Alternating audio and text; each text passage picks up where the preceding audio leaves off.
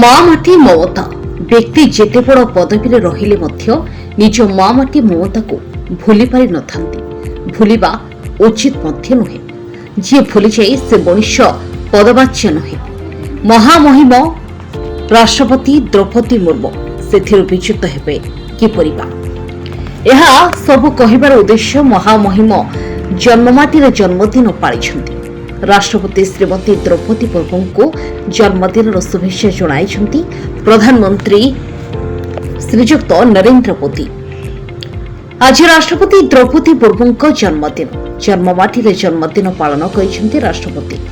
ରାଷ୍ଟ୍ରପତି ଦୁଇଦିନିଆ ମୟୂରଭଞ୍ଜ ଜିଲ୍ଲା ଗସ୍ତରେ ଆସି ଶୁକ୍ରବାର ଅପରାହ୍ନ 5ଟାରେ ରାଇରଙ୍ଗପୁରରେ ପହଞ୍ଚିଛନ୍ତି। ଆଜି ପ୍ରଧାନମନ୍ତ୍ରୀ ନରେନ୍ଦ୍ର ମୋଦି ମଧ୍ୟ ରାଇରଙ୍ଗପୁର ଗସ୍ତରେ ଆସିଛନ୍ତି। ଏ ସମୟରେ ରାଷ୍ଟ୍ରପତି ଦ୍ରୌପଦୀ ମୁର୍ମୁ ମଧ୍ୟ ଉପସ୍ଥିତ ରହିଛନ୍ତି। ପୂର୍ବାହ୍ନ 11ଟା 15 ସମୟରେ ରାଷ୍ଟ୍ରପତି ଏବଂ ପ୍ରଧାନମନ୍ତ୍ରୀ ପାହାଡ଼ପୁର ଗ୍ରାମ ପରିଦର୍ଶନ କରିବେ।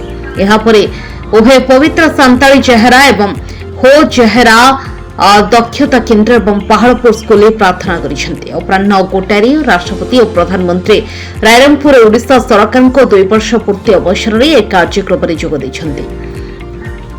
ଏହି କାର୍ଯ୍ୟକ୍ରମର ବିଷୟବସ୍ତୁ ରହିଛି ବିକାଶର ଧାରା ଓଡ଼ିଶା ସାରା। କାର୍ଯ୍ୟକ୍ରମ ସମୟରେ 47,600 କୋଟି ଟଙ୍କାର ଅଧିକ ମୂଲ୍ୟର ବିଭିନ୍ନ ଉନ୍ନୟନମୂଳକ ପ୍ରକଳ୍ପର ଉଦ୍ଘାଟନ ଏବଂ ଭିତ୍ତିପ୍ରସ୍ତର ସ୍ଥାପନ ହେବ।